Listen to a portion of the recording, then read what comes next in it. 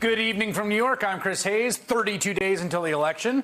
And with us very close, we've been hearing a lot about misinformation lately, the danger it poses in this very tense and heightened political climate. And I think the term misinformation, which is a perfectly fine term, doesn't quite do enough to capture what is happening with one half of the American two-party system. Outright brazen, dangerous, ludicrous lies in denial of the most obvious reality, the one you can see before you. That has become not just the primary tactic for Donald Trump and J.D. Vance's running mate, but the operating principle increasingly for the entire Republican Party across lines of faction. Just listen to this telling exchange on the economy.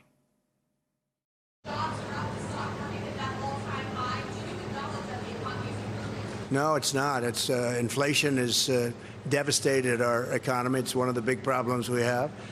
And on jobs, we have the illegals have taken more jobs than anybody else. You have illegals coming in and they're taking the jobs.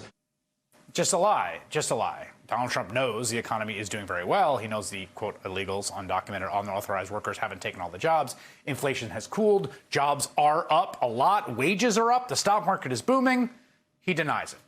As if by repeating the lie enough times, he can just change the underlying reality itself. That's the idea here.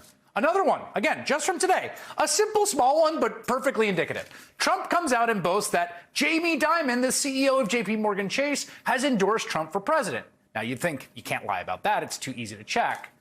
You could probably guess what the problem is here. Jamie Dimon has not endorsed Donald Trump for president. That's just a flat-out lie. You could just call up his spokespeople, as reporters did. His spokesman said Jamie Dimon has not endorsed anyone. Now, when Trump was called out for this obvious brazen lie, he then resorted to even more lying, telling NBC News, I don't know anything about it, and somebody put it up, no, I don't know. After NBC News explained that Dimon did not endorse Trump, he responded, well, then somebody is using his name? And the original post with the lie is still up, by the way. Again, this is just a perfect example of how the Trump Republican Party operates. Today, Florida Senator Marco Rubio, a person who at once upon a time people thought was like a serious dude, he called these new jobs numbers, right, put out by independent civil servants, another fake jobs report out from the Biden-Harris government, basically accusing the White House of cooking the books. And at some level, it's not anything new, right? We've been living with this for so long. Everyone knows Trump and his MAGA cronies are liars. But there's real danger here, right? The lies are dangerous. They have a cost. Like, for instance, most obviously, the big lie of a stolen 2020 election, the lie that Donald Trump repeats to this day, almost every day, even as his running mate tries to gaslight us all into believing he doesn't.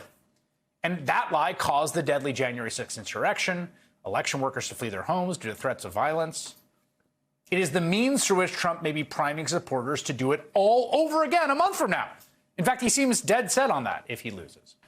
There's also Trump's disgusting blood libel directed to Haitian migrants, racist lies about folks stealing and eating pets. That directly led to a series of bomb threats and fears for safety in Springfield, Ohio, and workplaces and in schools. And it's a lie, by the way, that J.D. Vance admits is a lie.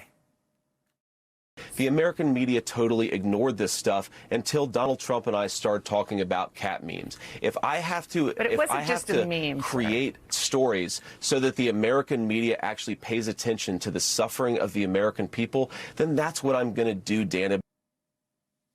Make stories, right? So that claim about Haitians is probably the most notable. But again, Trump's dangerous, violent lies about migrants is an everyday occurrence, right? They don't end there. With graphic and violent rhetoric. We're releasing migrants into our country, but these are killers. These are people at the highest level of killing. They'd cut your throat, and they won't even think about it the next morning. They won't even think about it. And these people are all over the place, and they're killing people. I could go through the stories, and I won't. But all over, sometimes I do. They come up, they grab young girls, and they slice them up right in front of their parents. Now, these are dangerous things to say, and they are incitement of a sort. And the exact same thing is happening with the lies that he's been pushing around Hurricane Helene. That FEMA disaster relief money is somehow being taken from those affected and redirected to migrants. So we now have no money that was supposed to be used for tragedy, for hurricanes. And this was a tragic hurricane. This was maybe the worst hurricane we've ever had. And he's got no money. And we said, what happened to all the money? They were given billions for this. He spent it on illegal migrants coming into the country, a big percentage of which are murderers. So we are poisoning our country. Our country is being poisoned. Our country is being ruined. It's being ruined by these people. And they took billions of dollars and used it for settlements of people that came in, many of which are criminals. Again, this is fabricated. It's made up. It's a lie. In fact, the only president that took FEMA money for migrant detention was Donald Trump when he was president. But it's just an alternate reality, right? This is now gospel among a certain percentage of the population. And the message is sticking. Voters are buying the alternate reality he's selling. A voter asked him about it at his rally just last hour. And again, he lied again. Congressman Marjorie Taylor Greene, Republican, even got in on the conspiracy game. Listen to this one. Quote, yes, they can control the weather. It's ridiculous for anyone to lie and say it can't be done. And I have to admit, when I first saw this, I thought it was a parody or that someone had taken over her account. But no. Now, the idea here, in case you're not following this particular right-wing conspiracy theory, is that Hurricane Helene was created and sent to Western North Carolina to punish people that don't vote for Donald Trump, even though Asheville, a big part that it hit, is famously a liberal town in North Carolina. Now, I shouldn't be surprised. This is coming from the woman who said famously, that some Rothschild fabricated space laser was the thing that started a California wildfire. But that was before she was a member of Congress. So now she's a member of Congress. Like, they control the weather out there for everyone to read is a pretty shocking lie. I mean, actually, it's out past a lie. A lie doesn't really do it justice. It's a lurid delusion. It's a form of madness she's hoping to spread. Also, who exactly is the they, you think? Think for a second. Who's the they?